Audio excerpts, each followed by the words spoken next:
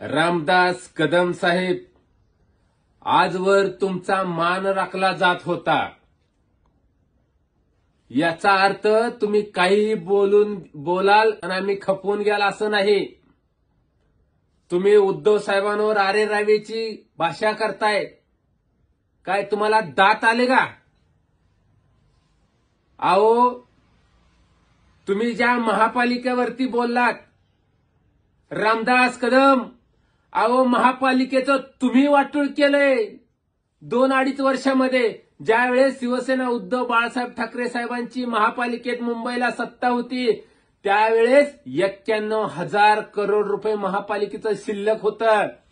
पण तुम्ही गद्दारी केली. तुम्ही शिंदेंना मुख्यमंत्री केल्यानंतर 21,000 करोड रुपये तुम्ही महापालिकेचं काढून महापालिकेचा सत्यानाश करण्याचा प्रयत्न तुम्ही शिंदे गटाने केले, लक्षात ठेवा. आणि कोणत्या तोंडाने वर थोबाड करून तुम्ही बोलताय? रामदासजी कदम, तुमच्या डोक्यात काय भुसा गेलाय का? अक्कल तुमची घाण टाकली का? अहो, ज्या बाळासाहेबांच्या आशीर्वादाने, ज्या उद्धव साहेबांच्या मातोश्रीत तुकडं खाऊन तुम्ही मोठे झालात, विसरलात का तुम्ही? अहो, तुम्हाला शिंदेनी बरोबर वळकून तुम्हाला तुमच्या अवकातीत ठेवलंय आणि तुमचा आता सगळा बाजार उठलाय. तुम्हाला भुकल्याशिवाय काम नाही. तुमची ओळख महाराष्ट्रातून पुसली गेलेली आहे. तुम्ही ज्या दिवशी गद्दारी केली त्या दिवशी महाराष्ट्रानं तुमच्यावरती आळं मारलेलं आहे. अहो, तुम्हाला काम काय दिलं ही माहितीये का? पहिलं तुमच्या मनाला विचारा. अहो, तुमच्यासारखा पळपुटा माणूस नाही. अहो, तुम्ही चक्क एखाद्या तमाशातला, एखादा